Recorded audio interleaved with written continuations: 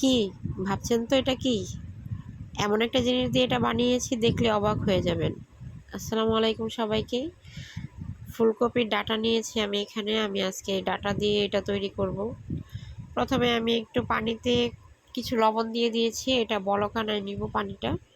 তারপরে ওই ফুলকপির ডাঁটাটা কুচি কুচি করে কেটে আমি ভালো করে ধুয়ে নিয়েছি।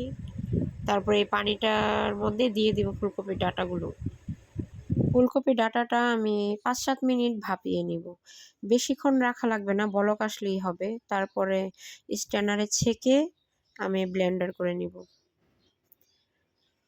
ফুলকপি ডাঁটাটা একদম মিহি করে ব্লেন্ডার করে নিব।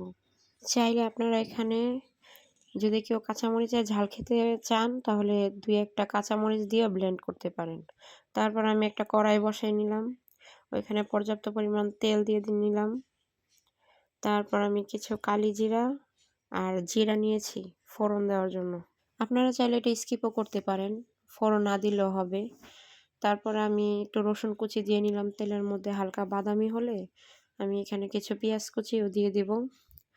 তারপর আমি এটা বাদামি হওয়ার আগ পর্যন্ত এটা নাড়াচাড়া করব। হালকা একটু হলুদ দিয়ে নিলাম। পেঁয়াজ রসুনটা নাড়াচাড়া করে একটু বাদামি করে নিব। তারপর আমি ব্লেন্ডার করে রাখা ফুলকপির ডাঁটাটা এখানে ঢেলে দেব। তারপর ডাঁটাটা নাড়াচাড়া করব পানি শুকানোর আগ পর্যন্ত। আমি যেহেতু এখানে কাঁচামরিচ দেইনি তাই একটু মরিচের গুঁড়া দিয়ে দিলাম। মরিচের গুঁড়া দিয়ে বাটাটা আমি একটু নাড়াচাড়া করব।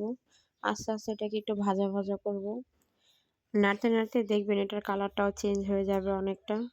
পানিটাও আস্তে আস্তে শুকায় যাবে। আমার কাছে একটু ঝালটা কম মনে হয়েছে তাই আমি এখানে একটু চিলি ফ্লেক্স দিয়েছি, শুকনো মরিচের গুঁড়া। এই তো আমার কমপ্লিট ফুলকপির ডাঁটা বাটা। দেখতে যতটা লোভনীয় হয়েছে, খেতে কিন্তু দারুণ মজা হয়েছে। একবার হলেও বাসায় ট্রাই করবেন। আর আমার ভিডিওটি ভালো লাগলে লাইক, কমেন্ট, শেয়ার করবেন এবং ফলো দিয়ে পাশে থাকবেন। আল্লাহ হাফেজ।